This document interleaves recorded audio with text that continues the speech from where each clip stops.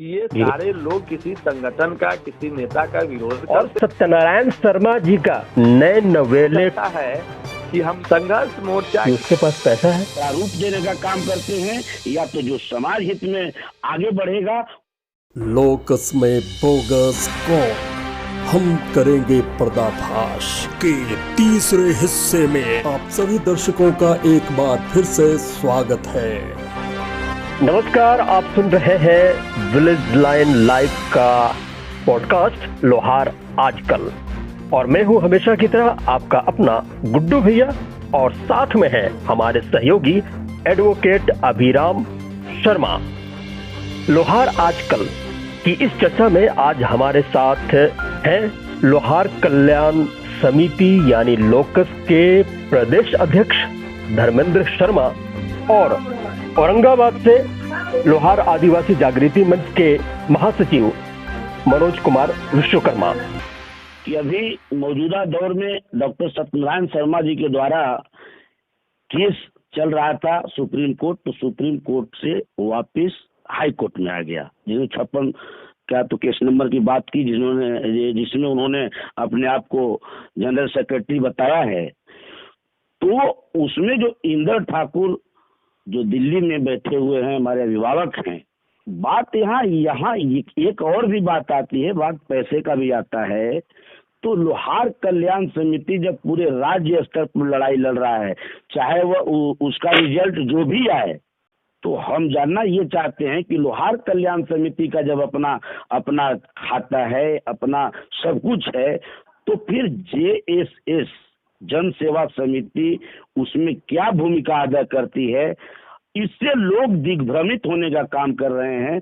बिहार के हमारे समाज के लोग थोड़ा सा जानकारी इस पे चाहते हैं। देखिए मनोज बाबू जी, इंदर बाबू एक गार्जियन है जी, और उनको एक गार्जियन के ही भूमिका में रहना उचित था जी, लेकिन वो ओवर कर रहे हैं। जी, आप इसको दो नजरिए से देखिए। जी, हम बिहार के लोहार, जी, वो भी बिहार के हैं जी, जो लोग दिल्ली में काम करने वाले लोग अपने को व्याकुल भारत बनाए हुए हैं, वो सब बिहार के हैं। जी, अलग के तो है नहीं, हम बिहारी हैं, उस नाते हम बिहारी हैं। बिल्कुल। लेकिन बिहारी में दो शब्द आ जाता है, एक बिहार से बाहर रहने वाले बिहारी हैं अरे, जिनको सिर्फ अधिकार चाहिए, हम्म, और एक हम बिहार के रहने वाले लोहार हैं हम्म, जिनको बिहार के में रहने वाले लोहार, बिहार से बाहर रहने वाले लोहार, हम बिहारी लोहार हो सकते हैं, लेकिन वो बिहार से बाहर हैं, इससे वह जमीनी संघर्ष नहीं कर रहे हैं। हम बिहार में रह के संगठनात्मक काम कर रहे हैं, तो क्या क्या कठिनाई आ रहा है समाज को स्थापित करने में, उसको जितना हम समझ रहे हैं मनोज बाबू, गुड्डू बाबू, अभिराज बाबू, चाहे उमेश बाबू, धर्मेंद्र या और भी लोग, उतना वो इंदर ठाकुर जी नहीं समझ सकते हैं।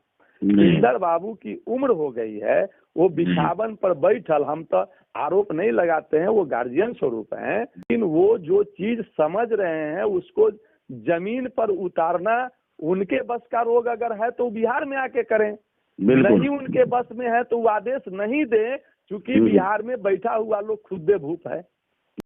पहली बात।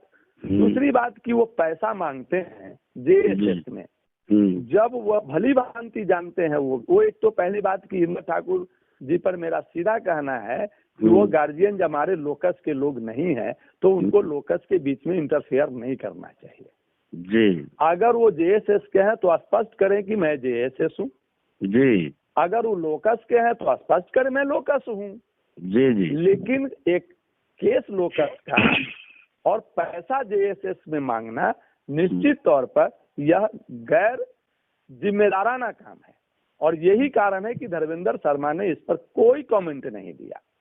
जी, आपको मालूम होगा जब धर्मेंद्र शर्मा केस लड़ा था और खुलेआम मांगा था, जी, लोगों ने, मैं लोहार के लोग, बिहार के लोहार को मैं धन्यवाद देता हूँ, उस समय क्या एक भी बाहर के लोगों ने दिया था हमको? क्या नहीं। और जो लोग भी दिया, मैं घाटा में रहा, नफा वो क्या कहते हैं कि चाहे जो भी हुआ तक सका किया, लेकिन मेरा तो किसी पर कोई कमेंट नहीं, कोई आरोप नहीं आया, लेकिन मैं तो जो काम किया अपने लोकस के अकाउंट के माध्यम से किया। अब कोई कहते हैं कि वो जिला का खाता है, कोई कहेगा कहीं का। अरे भाई, एक संस्था जो रजिस्टर्ड है उसकी खाता जिला में है कि प्रदेश में है कि ब्लॉक में है, उसका मामला है ना जी। वो उसका ऑडिट होगा, क्या होगा, उसको नोटिस होगा, वो तो उसका जवाब उस संस्था देगी ना। बिल्कुल, दूसरा नहीं ना देगा। नहीं। अब रह गया जेएसएस के बारे में मैं बहुत कुछ नहीं जानता हूँ। हमारे जो सत्यनारायण बाबू हैं वो दिल्ली भी चले जाते हैं उन लोगों के बुलाने पर, बिहार भी आ जाते हैं हम लोगों के भी। तो अब जेएसएस के खाता में पैसा मांगना कहीं से भी उचित नहीं है, और यही कारण है कि उनको आज जो केस में झेलना पड़ रहा है उसका सबसे बड़ा कारण यही है। इंदर बाबू को स्पष्ट रूप से स्पष्ट करना चाहिए कि ठीक है, आप मुजफ्फरपुर के खाता में नहीं दो तो कोई और खाता है तो उसी में लो जी। अगर मुजफ्फरपुर से आपको परेशानी है तो ठीक है, वो आखिर वो भी तो सत्यनारायण जी के पाथी में था ना। जी। पिटिशनर तो सत्यनारायण जी है। फिर सत्यनारायण शर्मा जी को क्यों नहीं स्पष्ट करना चाहिए कि हम भाई जेएसएस को तो नहीं जानते हैं। तो ये स्थिति हम नहीं ये करेंगे। लेकिन दिल्ली वाले लोगों को अगर दिल्ली में केस लड़ना था, या वो केस को कहते हैं कि हम बिहार में आए हैं, तो दिल्ली में बिहार से ज्यादा रुपया है।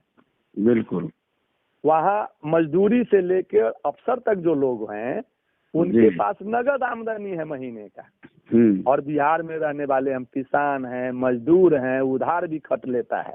लोहारे का लकड़ी का काम करने जब जाता है तो उसको कोई जरूरी नहीं है कि रोज पैसा मिलता है। कभी कभी तो यहाँ तक भी होता है कि महीनों दिन खटवा के लोग पैसा नहीं देता है। तो यहाँ पैसा का अभाव हो सकता है, दिल्ली में तो अभाव नहीं है। तो वहाँ क्यों नहीं वो लोग कमेटी बना के दरवाजे घूम के लोहारों से पैसा वसूल के हाई कोर्ट को दे देते हैं? क्यों नहीं देते हैं? बिहार वाले से क्यों मांगते हैं? जी, यानी स्पष्ट तौर पर आप लोकस के प्रदेश अध्यक्ष के नाते जेएसएस से आपका कोई संबंध नहीं है, कोई नाता नहीं है, ऐसा आप स्वीकार करते हैं? पहले भी नहीं था। याद करा दूं गुड्डू बाबू, जेएसएस का जब गठन वो लोग किए थे, मैं नहीं जानता हूं उसको।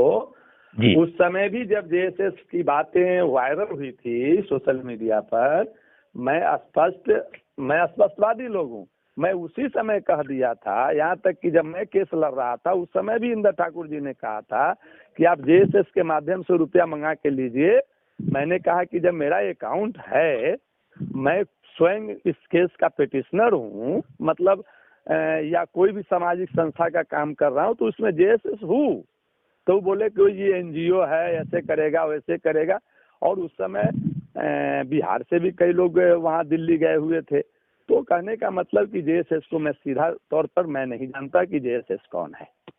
ये जो सत्यनारायण शर्मा जिसके इसमें पिटिशनर हैं, तो उसमें जो पिटीशन बनाया गया है, तो उस पिटीशन के आधार पर ये लोग अब अपनी लड़ाई, जो हमारा आरक्षण की बात थी, जो हमारा संवैधानिक अधिकार की बात थी, उसको भुला करके अब लोहार के मूल होने की बात कह करके ये हाई कोर्ट में लड़ रहे हैं। या वहां से जो आया है कि अब हाई कोर्ट जाइए, हमको नहीं पता है कि हाई कोर्ट जाने का सुप्रीम कोर्ट के द्वारा आदेश आया है कि वहां से भी खारिज हो गया है। तो हम जानना इस चाहते हैं कि आखिर केस में हमारी तरफ से क्या किया गया है और क्या होने वाला है, उस पर थोड़ा सा हम आपसे बिहार के लोहार जानना चाहते हैं।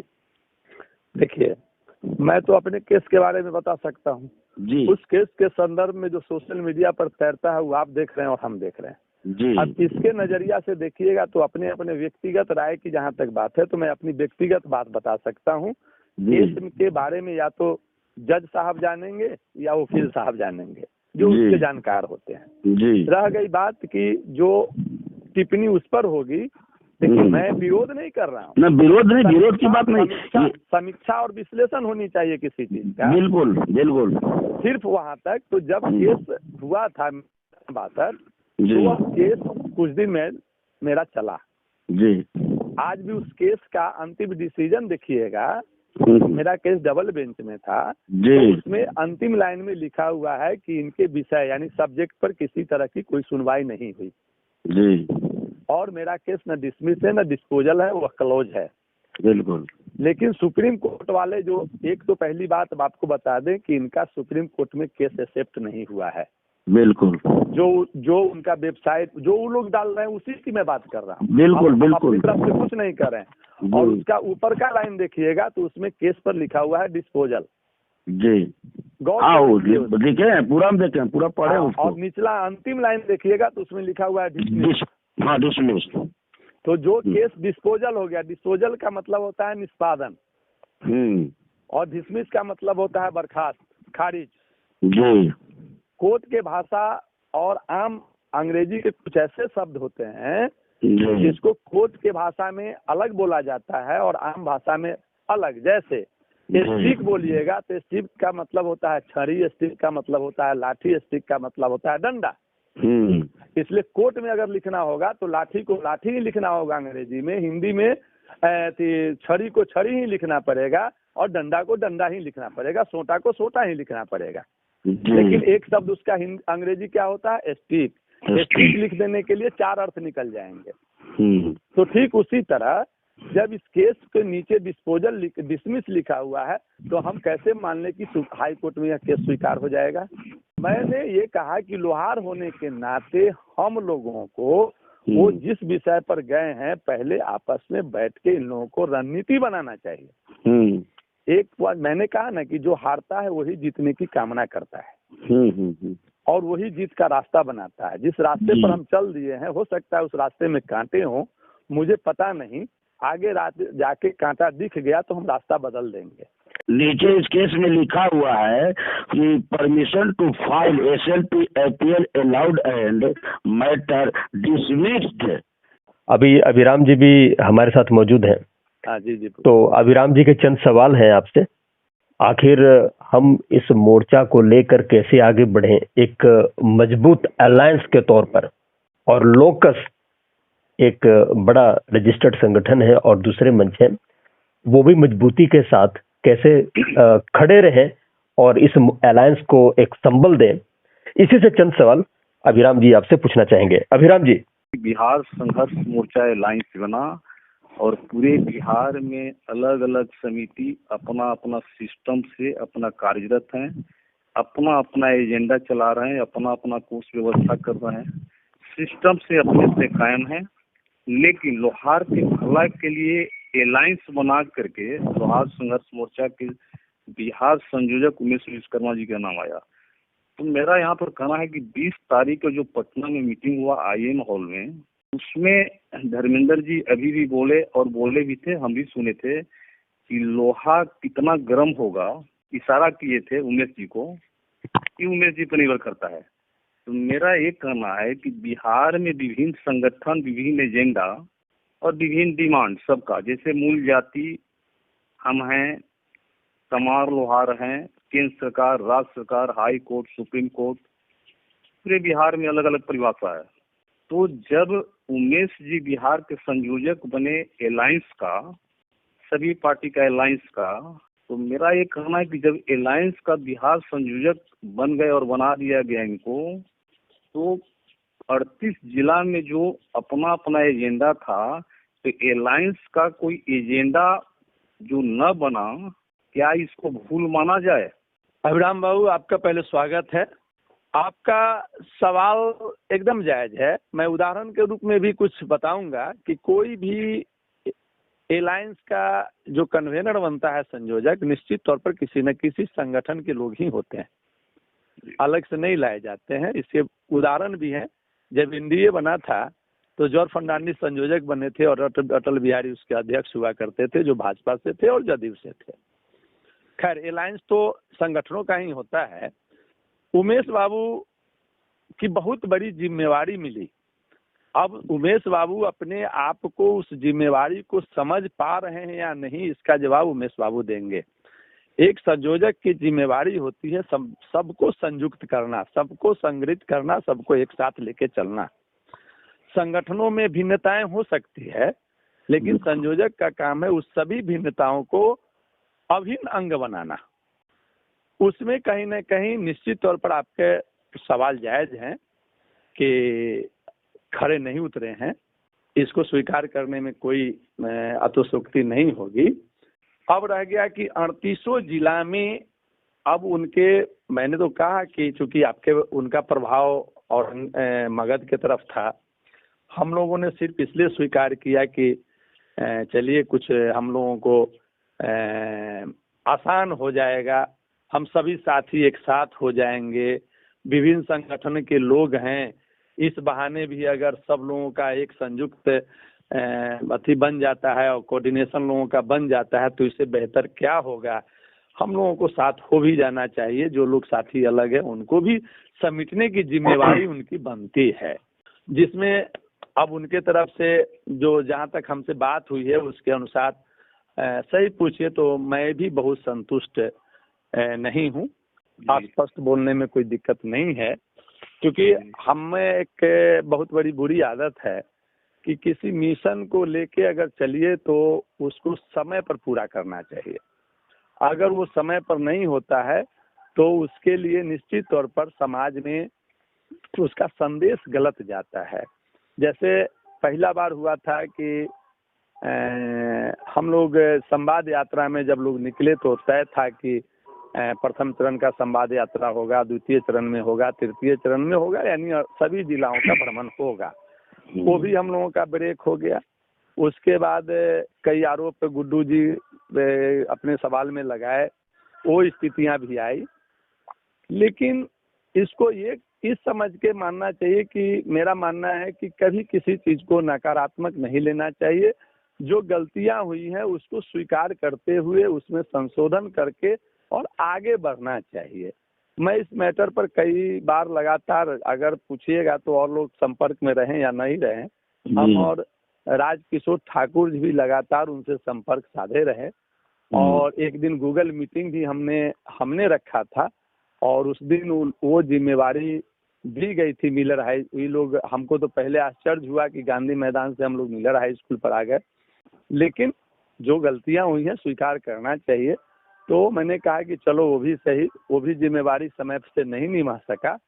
तो 20 नवंबर को जो मिलर हाई स्कूल का कार्यक्रम करने की बात थी, अब तक एनओसी नहीं मिलना, ये 20 दिसंबर नहीं मिलना, ये सब जब बातें आई तो मैंने ही स्पष्ट 3-4 दिन पहले कह दिया कि 8 दिन में अगर आप एनओसी ले भी लेते हैं, पैसा जमा कर देते हैं, तो 8 दिन में संभव नहीं है, क्योंकि हम लोग बिहार संपर्क नहीं कर सके। अब उससे पर्सनली मेरा नुकसान क्या हुआ, तो लोकस अपना काम भले ही और लोकस के पदाधिकारी कम करें बेसी करें, हमारे सभी साथी बड़ा एनर्जेटिक है। आप देख रहे हैं बुलेट जी भी हम संवाद यात्रा में लगातार थे, सत्यनारायण जी और हमारे बीच भले ही कोई बात हो लेकिन हम लोग लगातार थे, मनोज जी, मुखिया जी, जो लोग भी थे सब लोग लगातार साथ काम किए थे। तो हम लोगों का मानना था कि हम लोग भी 2-3 महीना खामोखा बैक चले गए, क्योंकि लोकस का पहले ही तय था कि हम लोगों को क्या क्या करना था। लेकिन मैंने कहा ना कि हम जब मान लिया कि कोई साथ दे रहा है तो हम भी उसको साथ दे देते हैं, हम आखिर लोहारे हैं ना, क्योंकि समाज के संवैधानिक अधिकार की बात, संविधान की पहले अधिकार है, उसके बाद बहुत बात है। लेकिन नहीं हुई है तो उमेश जी पर आरोप लगाने से बेहतर है कि उमेश जी से हमारा निवेदन होगा, रिक्वेस्ट होगा कि जिम्मेवारी लेने पर जिम्मेवारी निभाना पड़ता है, और अगर जिम्मेवारी नहीं निभा पाते हैं तो हमको स्पष्ट कर देना ही चाहिए ताकि दूसरा साथी भी अपना काम करे। तो किसी कारण से अगर नहीं हुआ है तो इसका जवाब या तो उमेश जी देंगे, और फिर इस पर जहाँ तक संघर्ष मोर्चा की बात है तो अभी तो इसका जन्म हुआ है जी, है ना, जन्म हुआ है, और गलतियाँ जो लोग इसमें हैं वो उनको सामूहिक इसको स्वीकार करना चाहिए कि कहीं ना कहीं व्यक्ति गलती नहीं करता है, होता है व्यक्ति से, लेकिन उसकी जिम्मेवारी संगठन पर जाता है। अगर हमारे संगठन के कोई साथी गलती करेंगे तो सीधे, जैसे कल ही परसों अरुण भाई और अमित भाई लोग जो आरोप लगाए तो वो लोकस पर आरोप लगाते हैं, न कि धर्मेंद्र पर लगाते हैं। तो उसी तरह वो संघर्ष मोर्चा पर एक आरोप है जिसको बहुत जल्दी हमारा प्रयास रहेगा कि हम इसको खत्म करें, लेकिन चूंकि उसके हम एक सदस्य हैं के रूप में हैं, उसके संयोजक उमेश जी हैं, तो वो समझ रहे हैं कि मेरी कोई जिम्मेवारी नहीं होगी, सारे सदस्य मिलके करेंगे, लेकिन ऐसा नहीं होता है। अक्सर हर निर्णय संयोजक को लेना चाहिए, और संयोजक अगर निर्णय लेने में असमर्थ हैं तो उनको अपने मेंबरों के बीच इस बात को रख देनी चाहिए, ताकि मेंबर भी उस पर विचार करें। और उसके अलावा जो एक्टिव मेंबर होंगे, तेज तरार मेंबर होंगे, वो निश्चित तौर पर इस पर अपना राय मशविरा करके और नया एक्शन लेंगे। तो दिसंबर में तो रैली नहीं हो पाई, अब आगे भविष्य जाने। लोकसभा, आपने सही सवाल किया था कि जनवरी फरवरी में हो सकता है कि फरवरी तक आचार संहिता का मामला आ जाए, तो हम लोग कर भी क्या सकते हैं। लेकिन ये अगर दोष दें तो किसको दें? समस्या तो ये है, हमने जिसको नेता माना है उसको तो हम दोषारोपित नहीं कर सकते हैं, उसकी मजबूरी को भी हमको समझना पड़ेगा। और अगर वो मजबूर है तो जिम्मेवारी दूसरे के कंधे पर भी आना चाहिए।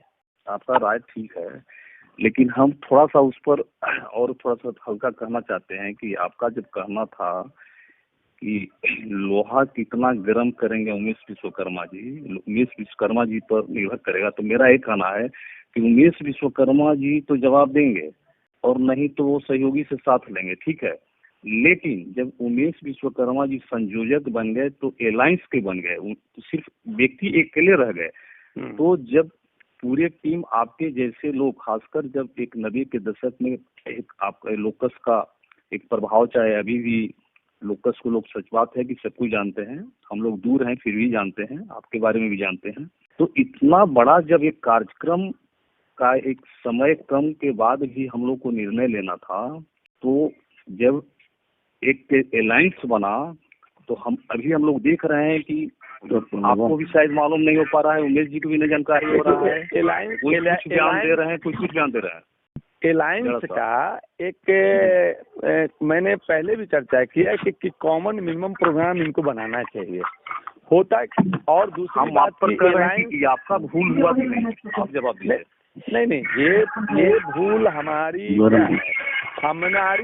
ये है कि हम आप पर विश्वास करते हैं, और दूसरी बात कि हम ओवरटेक नहीं कर सकते हैं। अगर यही जिम्मेवारी मेरी अगर होती, संयोजक का एग्जाम्पल लीजिए, तो उसके लिए हम 200% दोषी होते। लेकिन जिनको जिम्मेवारी, मैंने पहले कहा कि उनका काम होता है भिन्नता को अभिन्न अंग बनाना, तो वहाँ कहीं ना कहीं उमेश जी की जो भी मजबूरी रही हो उस पर अभी कोई बात नहीं हो पाई है। लेकिन जो हम देख रहे हैं, जो आप देख रहे हैं कि हम लोगों की का गांधी मैदान या मिलर हाई स्कूल का जो कार्यक्रम था वो हो जाना चाहिए था, जो पहले बैठक में तय हुई उस अनुसार, और नहीं हुआ तो ये हमारी वीकनेस है। लेकिन इस वीकनेस को लेकर रोना कहीं से उचित नहीं है। इस वीकनेस को दूर करके निश्चित तौर पर समाज से हम माफी मांगते हुए चाहेंगे कि इसको पूरा करना हम लोगों की जिम्मेवारी बनती है। मतलब इसमें देर अब करने की जरूरत नहीं है, देर करने की जरूरत नहीं है। और अंत में एक संदेश हम देना चाहेंगे कि मैं उन सभी संगठनों से करबद्ध प्रार्थना करता हूं, और कि आप संगठन चलाते हैं, संगठन में हो सकता है कि मेरा संगठन छोड़ के कोई दूसरे संगठन में चले जाएं, कोई दूसरे संगठन के लोग हमारे साथ चले आवें, ये अलग मैटर है। कोई नए लोग भी संगठन में शामिल हों, उनको जहां दिल में मिलेगा, जहां मन मिलेगा। लेकिन हम लोगों का जो समस्या है अन्य जातियों और अन्य समाज के से विभिन्न तरह का है। विभिन्न तरह का इस मामले में है कि हमारा समाज कहीं से सामाजिक रूप से और राजनीतिक रूप से स्थापित नहीं है, और समाज स्थापित है तो अब आप किसी दूसरे समाज से अपने को तुलना कीजिएगा और अपने आप को कहिएगा कि हम बहुत बड़े गामा हैं, तो या भूल कर रहे हैं। आपको कहीं ना कहीं त्याग की भावना रखनी होगी, क्षेत्रीयता की भावना का त्याग करना होगा, और आपको एक नेतृत्व की जहां तक बात है, मैं उसमें विश्वास नहीं करता हूं। हाँ, संगठनात्मक एक नेतृत्व पर विश्वास कीजिए, एक का आदेश का पालन कीजिए, वो अलग मैटर है। लेकिन नेता जहाँ तक बनाने की बात है, अब कौन क्षेत्र से कौन नेता हो जाएगा कौन जानता है। यहाँ सामूहिक नेतृत्व की जरूरत है, संगठनात्मक एक नेतृत्व हो, लेकिन वह नेतृत्व के निर्णय तो जो होगा उसमें प्रोग्राम बनेंगे, एजेंडा तय होगा। लेकिन इनमें इन लोगों को करना था कि सभी जो भी बिहार के संगठन है, हम सब लोगों को कह निवेदन करेंगे एक साथ आके बैठिए, इसमें किसी तरह का कोई राजनीति मत कीजिए। उसका संगठन का क्या मामला है, उसके अंदर क्या हो रहा है, कहाँ, इस पर अगर हम डिबेट करेंगे तो जानते हैं एक राजनीतिक पार्टी की तरह हम लोहार ही एक लोहार का डिबेट कर रहे हैं। उससे क्या हो रहा है कि हम कमजोर हो रहे हैं। सुंदर। हम अमित शाह पर आरोप लगाए, अमित जी पर आरोप लगाएंगे, अरुण जी पर आरोप लगाएंगे, हम पर आरोप लगाएंगे, हम सत्यनारायण जी पर आरोप लगाएंगे, कोई हम पर आरोप ये आरोप प्रत्यारोप का दौर सोशल मीडिया आने के बाद जो शुरू हुआ है, उससे अगर समाज को सही पूछिए, एक रूपता आने के बजाय हम लोगों में भिन्नता आ गई है। बिल्कुल। इसको दूर करने के लिए धर्मेंद्र शर्मा लोकस का अध्यक्ष होके जब जिस उमेश जी को जानता भी नहीं है उसका नेतृत्व स्वीकार कर सकता है, तो फिर दूसरे साथी को इस पर जबरदस्ती करके कि हम ही सब कुछ है, हम ही कुछ कर रहे हैं और समाज देख रहा है कि आप कुछ नहीं कर रहे हैं। कुछ साथी तो हैं कि अपने जिला से बाहर नहीं हो रहे हैं और अपने आप को राष्ट्रीय अध्यक्ष कर रहे हैं। तो ऐसे लोगों के मन में पहले ये आना चाहिए, मेरे तरफ से ये रिक्वेस्ट है उन लोगों से कि आप लोहार बनिए, लोहार का समस्या का समाधान कर लीजिए, फिर आपस में हम सदपुटौल भी कर लेंगे अगर के लिए, तो कोई दिक्कत नहीं है। अति सुंदर। समस्या का समाधान एकमात्र है कि अगर कोई भी निर्णय हो, अगर हमको वोट नहीं करना है तो सामूहिक निर्णय लेंगे, अगर हमको भाजपा को वोट करना है तो सामूहिक निर्णय लेंगे, जदयू राजद को वोट करना है तो सामूहिक निर्णय लेंगे, नहीं वोट करना है, खुद चुनाव लड़ना है, तो उसके लिए भी धर्मेंद्र शर्मा के पास रणनीति है। अगर लोग इस पर बैठे तो हम बताते हैं कि क्या होने वाला है। अगर इसके लिए, लेकिन इसके लिए करना होगा, और इसके लिए जान लीजिए ये राजकिशोर शर्मा जी राजनीतिक पार्टी बना ली है, जमानत नहीं बचेगी। सुरेंद्र पंचाल जी घूम रहे हैं, उनकी जमानत नहीं बचेगी। मैं स्पष्ट बोल रहा हूँ। उसके लिए जब तक आपके पास कोई नीति नहीं होगा, क्या एक लोहार के वोट से हम अपनी जमानत बचा लेंगे? हम चुनाव लड़ने वाले हैं, बन जाएंगे क्या? कि अगर कोई अमित शाह जी के साथ फोटो खिंचवा ले और हमको वायरल कर दे और भेज दे कि हम अमित शाह जी के साथ हैं, तो क्या हम अमित शाह जी का उनका हम रिश्तेदार मान लें क्या? कोई नित्यानंद राय जी के साथ, अब कोई नीतीश जी के कह रहे हैं कि बड़ा खास लोग हैं। अरे भाई, तुमको तो बगल में बैठेबे नहीं करता है, हम खास कैसे मान लें? सही बात। तो ऐसे नीतियों से मैं स्पष्ट कहता हूं कि आप अपने आप को ताकतवर बनाने के लिए कुछ तो त्याग कीजिए। बिहार में लोहार समाज संवैधानिक अधिकार के लिए एक लंबे समय से संघर्षरत है, और इसी बीच में तरह तरह के समस्या, चाहे जाति आधारित गणना हो या कोर्ट का मामला हो, मूल लोहार की मामला हो, तरह तरह के बीच में आ जा रहा है।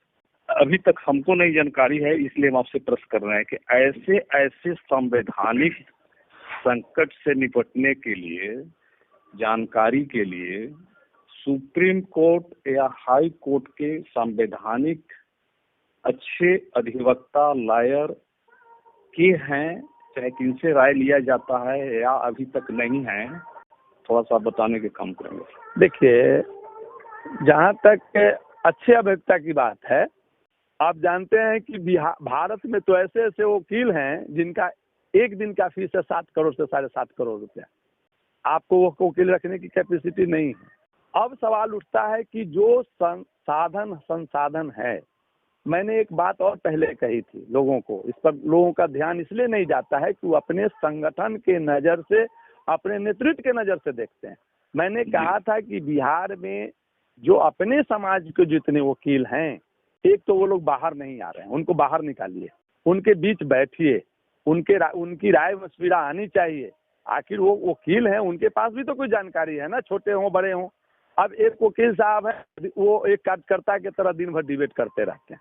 खैर, तो वो आप ही के यहाँ के हैं। तो मेरा मानना है कि एक अच्छे वकील के लिए, आप जानते हैं कि बड़े से बड़े वकील भी केस हार जाता है, कपिल सिब्बल भी हैं, राम जेठमलानी भी। तो वो आपके केस जो होता है वो डिपेंड करता है आपके क्लाइंट के ऊपर। आप कितना भी अच्छा वकील रख लीजिए, आपका सब्जेक्ट अगर दुरुस्त नहीं है तो आपका केस आप नहीं जीत पाइएगा।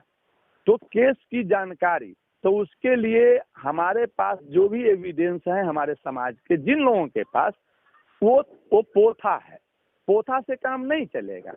सारे लोगों को उस पर पॉइंट टू पॉइंट डिस्कस करना चाहिए और निश्चित तौर पर एक ऐसे वकील की जरूरत है जो लगे कि वह किसी जज से कम नहीं है और उसका अप्रोच वहां तक हो। क्योंकि आजकल क्या है कि आप देख लीजिए, अभी के जमाने में ये पहले वाला समय नहीं है अभिराम बाबू। निश्चित तौर पर हम तो समझते हैं अब कोर्ट भी बिक रहा है, आजकल सब कुछ मैनेज हो रहा है। ये बात तो इसमें नहीं बोलना चाहिए, परंतु जो दिख रहा है हम लोगों को, व्यथित हैं हम, तो हम तो किसी पर आरोप लगाएंगे ना। ये हम लोगों का आरोप है कि आखिर हो क्या रहा है कि संविधान आपका रिपोर्ट कहता है, इथनोग्राफी रिपोर्ट कहता है, आपका वो ये कहता है, आप कमार के लोहार में शामिल कर देते हैं और एक गलती को छिपाने के लिए सरकार 1000 गलतियां कर रही है। दूसरे तरफ आपका जो कोर्ट का मामला है, आप देखिए, तो अगर सुप्रीम कोर्ट कहीं ना कहीं से हमारे साथ अन्याय अगर नहीं करती तो सुनील राय वर्सेज गुड्डू के मामले में इंडिविजुअल जजमेंट आना चाहिए था, न कि समाज का ही अधिकार समाप्त हो जाना चाहिए था। और उसमें बिहार सरकार ने एक जितना बार भी पत्र लिखा, इन्होंने डिमांड किया, ये गलती की थी जो सब लोग जानते हैं। परंतु जहाँ तक वकील की बात है, एक बेहतर वकील आपके समाज में नहीं है, निश्चित तौर पर अलग से ही रखना पड़ेगा। परंतु वह वकील कैसा रखिएगा वो देखना पड़ेगा कि ऐसा नहीं हो कि वो भी अभी तक बेहतर वकील हम लोग रखे नहीं ना, ऐसा नहीं रखे हैं। यही कारण है। मेरा फोकस उसी बिंदु पर था। जब हम कैश संकट से गुजर रहे हैं, हमको बेहतर वकील की भी जरूरत है और हम लोग विभिन्न चीजों में अपने मन से जो निर्णय ले लेते हैं और अलग अलग निर्णय पर कायम रहते हैं, ये भी एक बहुत बड़ी कमी है।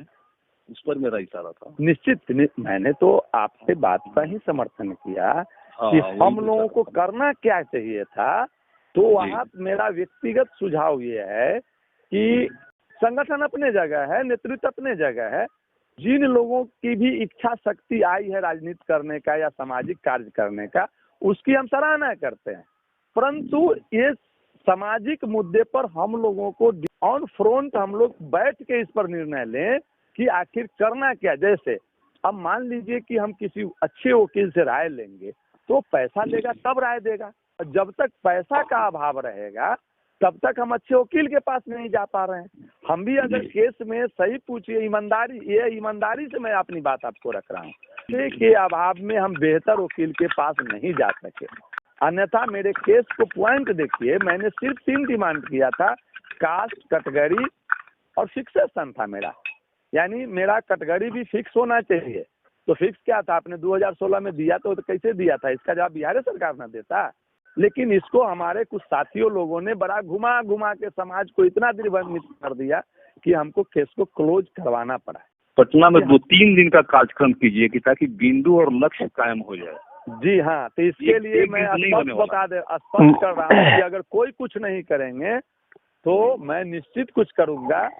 और इसके लिए मैं समाज के लोगों से मैं बार बार ये निवेदन करता हूं कि मैं लोकस का अध्यक्ष हूं, ये दिमाग से आप हटा लीजिए। मैं एक लोहार हूं, एक सामाजिक प्राणी हूं, समाज का हित चाहता हूं। समाज के मुद्दे पर हम बैठ के एक निर्णय हम ले सकते हैं। इसमें औरंगाबाद आपका भरपूर समर्थन क्षेत्रों में करेगा। तो मैं अमित राज जी से भी निवेदन करूंगा, सुनील जी हाजीपुर जी से भी मैं निवेदन करूंगा, चाहे वो दीनानाथ जी हो, दयानंद जी हो, राजकिशोर ठाकुर जी हो, शर्मा जी हो। तो ये चर्चा आगे भी जारी रहेगी। अगर आप भी हमसे जुड़ना चाहते हैं और इस कार्यक्रम का हिस्सा बनना चाहते हैं तो हमें villagline24/7 पर अभी मेल कीजिए। हम फिर मिलेंगे इस कार्यक्रम की अगली कड़ी में कुछ और नए मेहमानों के साथ। तब तक के लिए दीजिए इजाजत। नमस्कार, शुभ रात्रि। आप सुन रहे हैं विलेज लाइन लाइव पॉडकास्ट।